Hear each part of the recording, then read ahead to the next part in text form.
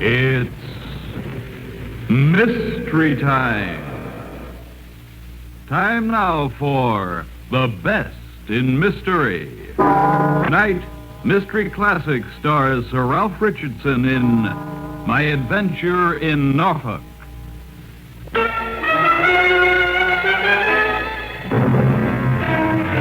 Here's Sir Ralph Richardson, and Mystery Time presents him now, transcribed in the adventure classic, My Adventure in Norfolk, by A.J. Allen.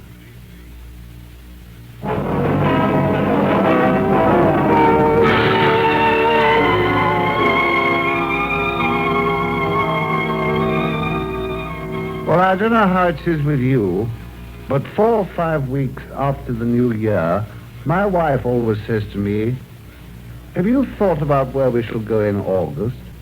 And of course I always say no. And then she starts looking through advertisements of bungalows to let.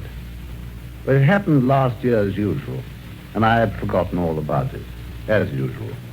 Until one very foul morning in February, it was snowing like a barnstormer's production of East Lynne. Margaret looked up from her letters at breakfast and said, "I think it's the very place. Uh-huh. The man seems very civil, too." Oh, good. You know, if you ask me, the government will never get this new bill through. It's in Norfolk, a place called Hickling Broad. Eh? What is? But this bungalow, of course, I told you. It's furnished, too, with boathouse, garden, and garage. Seems hardly possible. And plate and linen. He says we can go and see it and stay the night. He'll arrange for a woman to come in and oblige. Oh, just a minute. I remember now.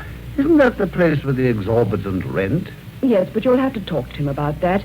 He's bound to come down. They always do. My experience is they always don't. You're never firm enough. Anyway, we can go down on Thursday and stay the night. What? In this weather? It may be beautiful by then. You know what the weather is this time of year.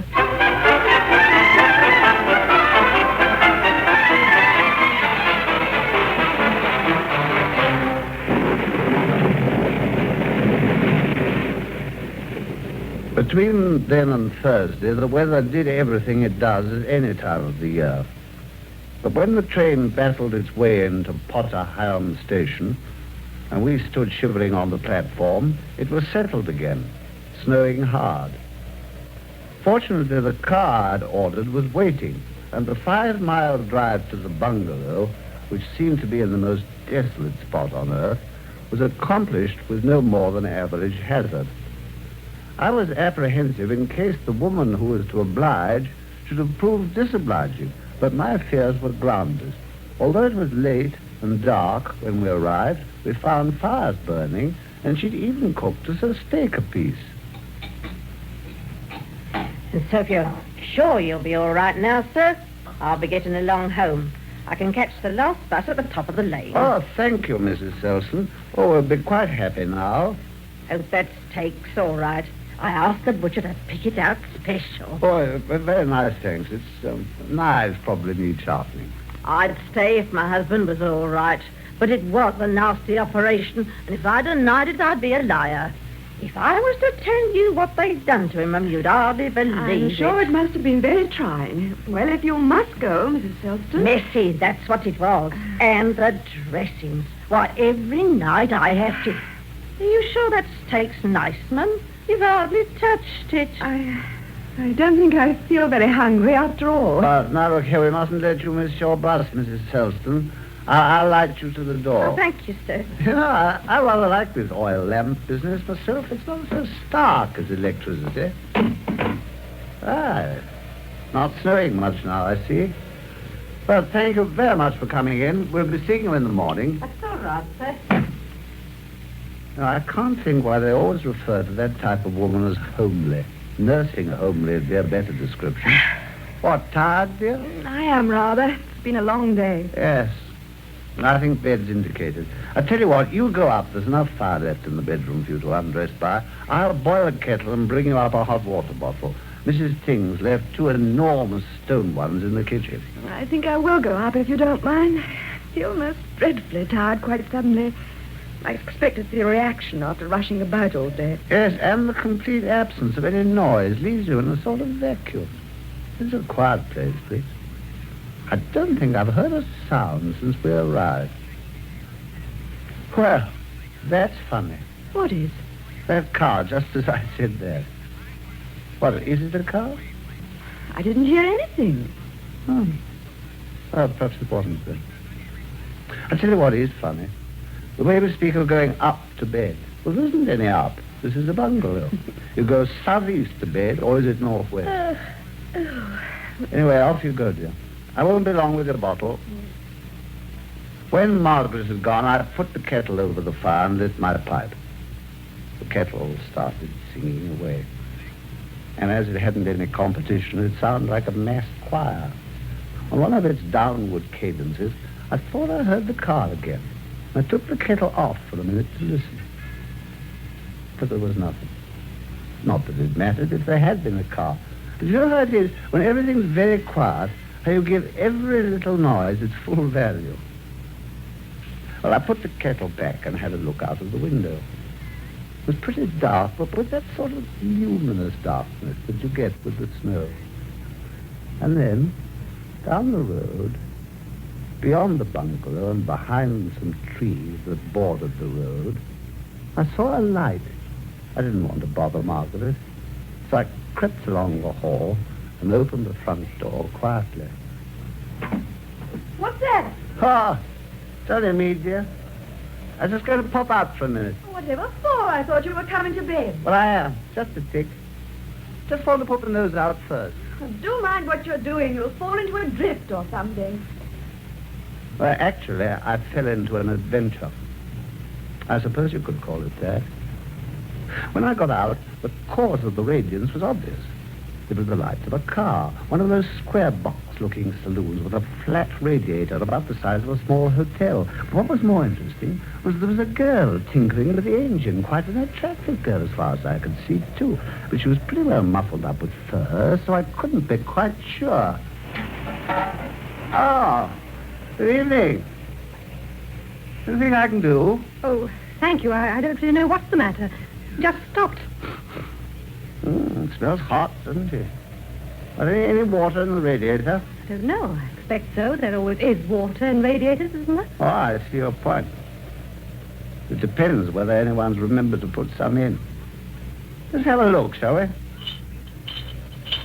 Well, I can't see any. By Jove, she is hot. You know, we better get some water in there. I can get some from my garage. Couldn't we use snow? Oh, better not. Now, hold on a jiffy. I'll get a bucket.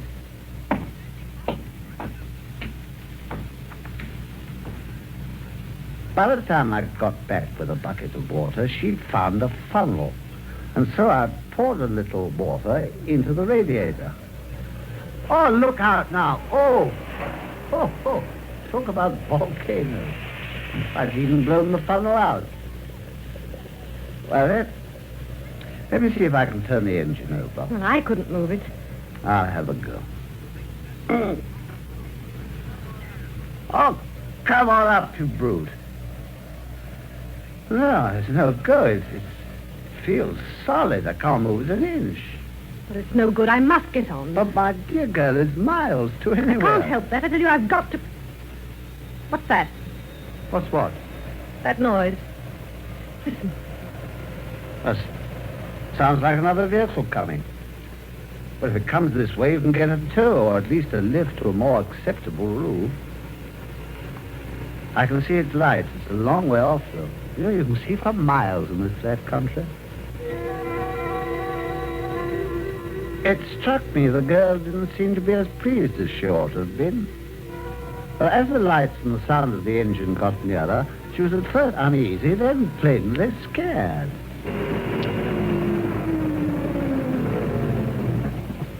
Hello there.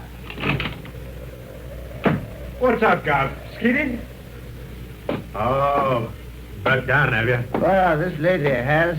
Pretty completely, too. She's seized up solid. I mean, the car has. I wonder if you could help with a tow or a lift. Well, I'm going to Norwich. I could give the lady a lift that far if she liked. But what about the car? Well, I tell you what. If you could give me a hand, we could push it into the garage for tonight. There's no car in it. And then, Miss, if you could send for it in the morning, but not too late, though, because I'm going to London. I suppose that's what we'll have to do. Well, a little gratitude on her part would have been more gracious. Well, the lorry driver, whose name turned out to be Williams, helped me push the car into the garage, and a tough job it was. It was heavy, for one thing, and the body and the wings were slippery with snow and ice. The girl made no attempt to help. She just fussed around as though she thought we might run off with the beastly thing. And she seemed a bit calmer when it was safely in with the doors locked. As we walked away from the garage, I suddenly realized how cold it was. Safe enough there, miss. No one could start it anyway. Oh, no. Oh, it's cold. You know, you two ought to come in and have a drink before you start. Oh, but Well, I don't mind if I do, Oh, sir. I won't take a minute. It'll warm you both. This way. I'll come in a jiffy, sir. I'd better pull my lorry out in the middle of the road in case anything else comes along. Don't want something up the back of it. I took the girl in and sat her by the sitting room fire. And then I went out again to show Williams the way in. I met him by the gate. Lady and friend of yours, sir? Never seen her before in my life. If you ask me, sir, there's something fishy about her. What's a young lady driving round at night and in this weather alone for?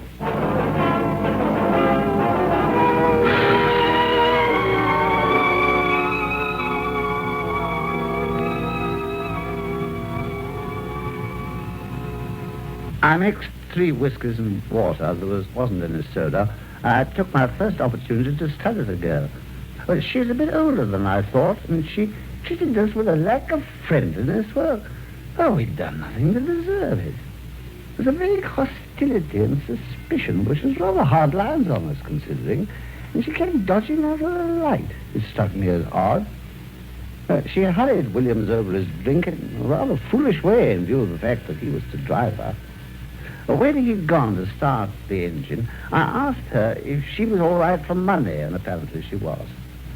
Well, I reminded her to send early for the car, and she said she would, and off they went. Aye. You asleep, dear? No. I believe I dozed for a minute. Why did you go out? Yes. I thought I heard something, and I went down to see. I was right to it. It was a car broken down outside, and the girl all on her own. I gave her a drink, but she wouldn't stop. She's gone off to Norwich in a lorry. The girl wouldn't stop. Where's her car? We've shoved it in the garage. But you must have been gone for hours. Why didn't you wake me up? I told her about it and the way the girl had acted and how she'd been anxious to get away. Then Margaret said something which made me think. I think the whole thing's most peculiar. Peculiar? Well, funny you should say that.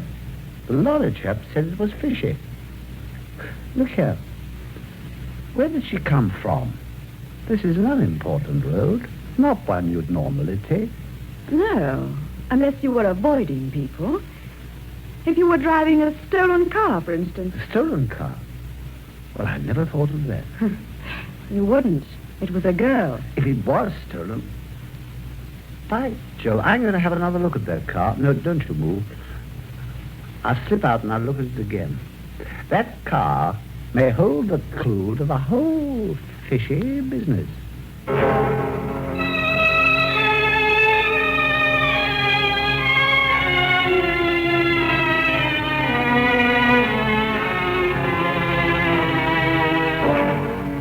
It was very dark outside and so still that the candle I carried burnt without a flicker. It wasn't a large garage and the car nearly filled it. We'd backed it in so that it would be easier to tow out.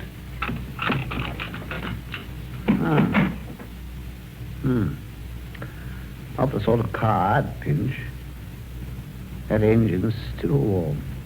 Well, I've seen the engine. There are no clues there. Now, if I can squeeze along the wall, I can get a peep in at the back. Hello, frosted windows. Oh, no, of course not. It's rail frost. I wonder if there's room to open the door. Of course, it would open away from me. Hey, don't shout. You're pinning me against the wall. I didn't know anyone was there. Good heaven. He wasn't pushing. He was as dead as a doornail.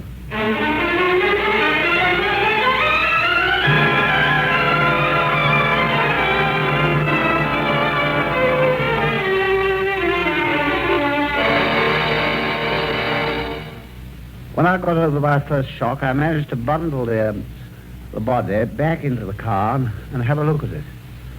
It was the body of a tall man with a moustache, and evidently been propped up on the floor against the door, so that as soon as I opened the door, it had slumped out. He was tall and thin, dark, dressed in tweeds and a raincoat, no papers in the pocket. There was a note case with £9 in it. No tailor's name on the clothes, nothing whatever to give any clue to his identity. But it was obvious why he was dead. There was a bullet hole under his right shoulder blade. Someone had shot him from behind, and I guessed the bullet had gone through into the lung. Well, what was I to do? There was no phone in the house. The nearest police station was probably miles away, and I had no transport. Besides, there was Margaret. I couldn't stroll off and leave her alone. There was no night to drag her around with me, round the countryside. In the end, I shut the car door again, carefully locked up the garage, and went to bed. What on earth have you been doing? What an age you've been. I'm sorry, darling, sorry. Well, did you find anything? Yes, I found something in the back of the car. What was it? I found £9. £9? In the back of the car? Yes, in the back of the car, in a wallet. Oh, how extraordinary. She must have forgotten all about it. Yes, I wonder if she did. Well, how do you mean? I was just wondering. What did you do with it? Well, I left it there. I thought it was best. After all, it's none of my business. Well, there's nothing we can do about it now, is there? No. No. Well, then, let's go to sleep. Good night. I'm so tired.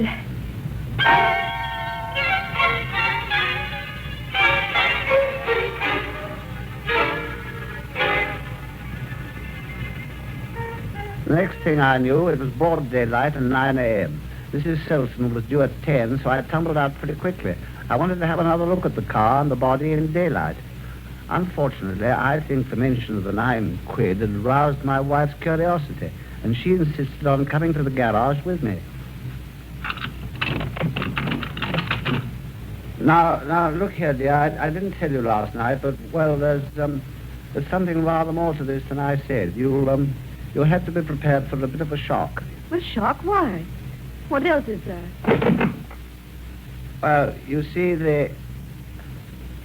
But there's no car here at all. The garage is empty.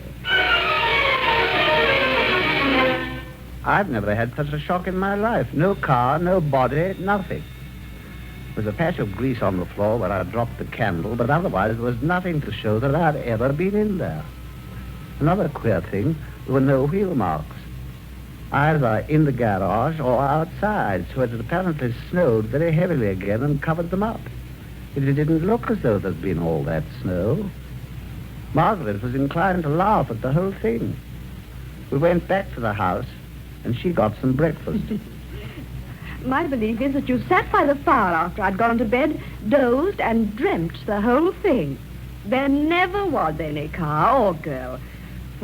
Wishful thinking, probably. And did I dream going out to the garage again and finding the £9? I don't know, but you must admit that the... Wait a minute. Look here, the glasses. The glasses? Yes. I said I gave them a drink, didn't I? Well, if the glasses are there, that proves it.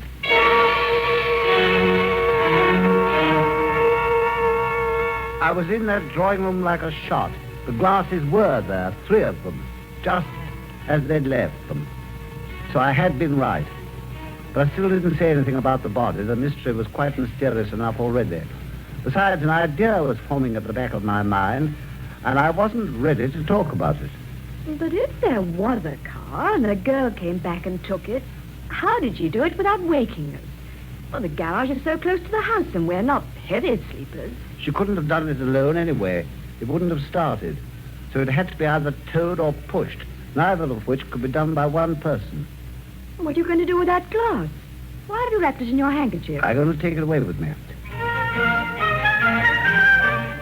Well, I didn't say a word to Mrs. Selston about our night's fun and games, but I settled up with her, and soon after that, our previously ordered car came to drive us to the station.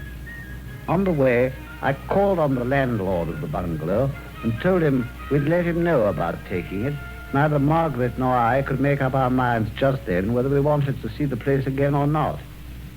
I had the girl's glass with me, carefully packed in that biscuit tin. And when we reached Liverpool Street... Taxi? Yes, all right, sir. All right. Scotland Yard.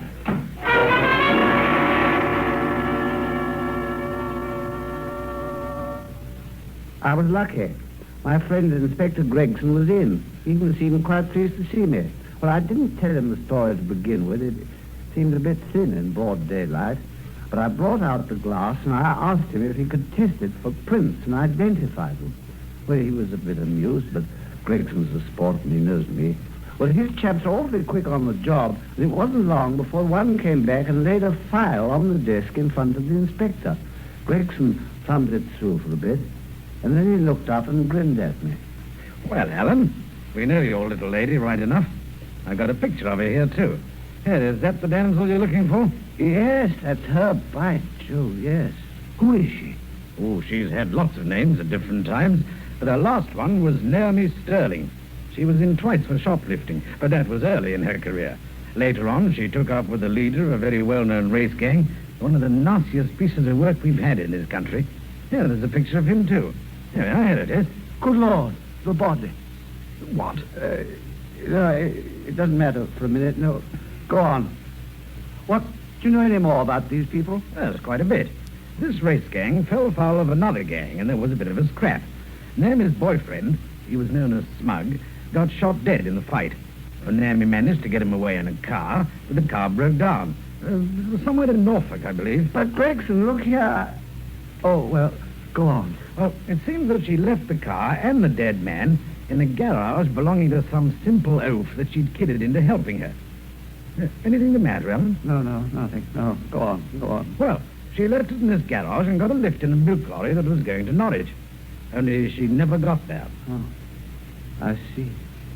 Well, you knew all about this, and you picked her up on the way. No, we didn't. We didn't know about it until afterwards. Apparently, the lorry was being driven pretty furiously in the snow, and it skidded on a bend and hit a wall. Naomi and the driver, a chap named Williams, were thrown out and rammed their heads against the wall. And that, in case you don't know, is a very, very fatal thing to do. Anyhow, it was in their case. What are you gaping like a fish for? Don't you believe me? Yes. No, I mean, look here, Gregson, I know you chaps are pretty smart, but how on earth can you know all this and have it there in black and white? There hasn't been time. It only happened last night. Last night? Last night, my foot. It happened 4 years ago this February. Why, the people we're talking about have been dead for 4 years. Great Scott, Ellen, what's the matter? You look as though you'd seen a ghost.